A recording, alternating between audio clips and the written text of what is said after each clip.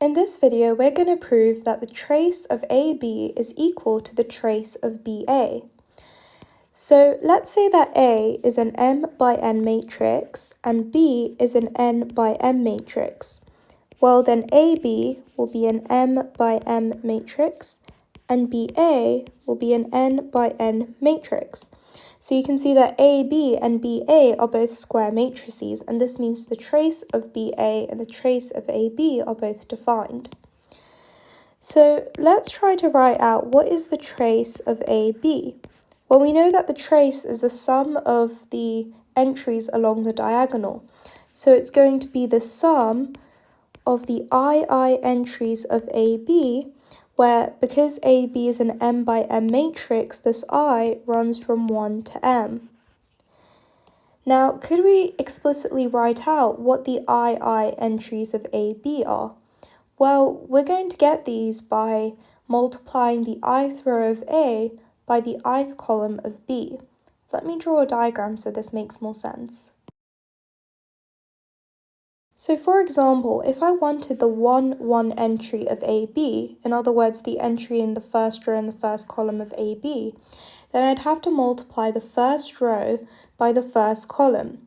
When I say multiply, I mean that if we say the first row is like a vector and the first column is like a vector, I'm basically taking the dot product of these two vectors. So let's write out what the general II entry is. Well, we need to take the ith row of A and multiply it by the ith column of B.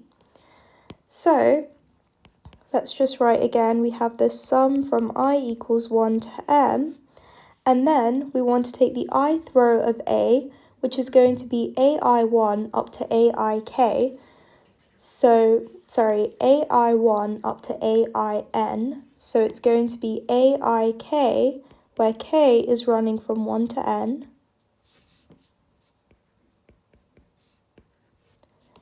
And then we want to multiply it by the ith column of B. This is going to be B1I all the way up to BNI, so it's going to be BKI, where K runs from 1 to n.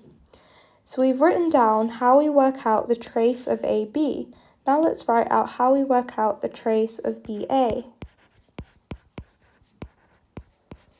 Well, we want to sum up the entries of the components along the diagonal of the matrix BA. So it's going to be the sum of, and we're going to say the KK entries of BA, and since BA is an n by n matrix, our K will run from 1 to n. So you can see we're going to have the 1 entry of BA all the way up to the n entry of BA. What does this equal? Well, we have our sum from K equals 1 to n.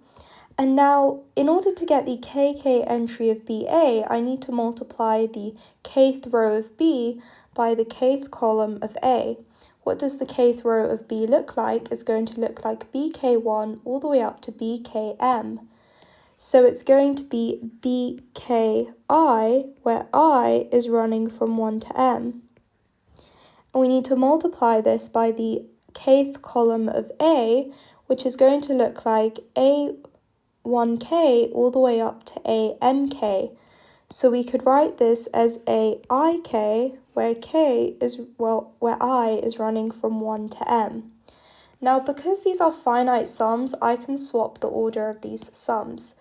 So if I do that, then I'm going to end up with the sum from I equals 1 to m, and then the sum from K equals 1 to n of BKI, and actually I'm going to swap the order of these. So these are both entries in the matrix, and the entries in the matrix are real numbers, and real numbers commute, so I can actually swap the order of these. So I get AIK and BKI. Now you can see that this is exactly the same as this, and we know this is equal to the trace of AB. So we can say this is equal to the trace of AB, and therefore I have proved that the trace of BA is equal to the trace of AB.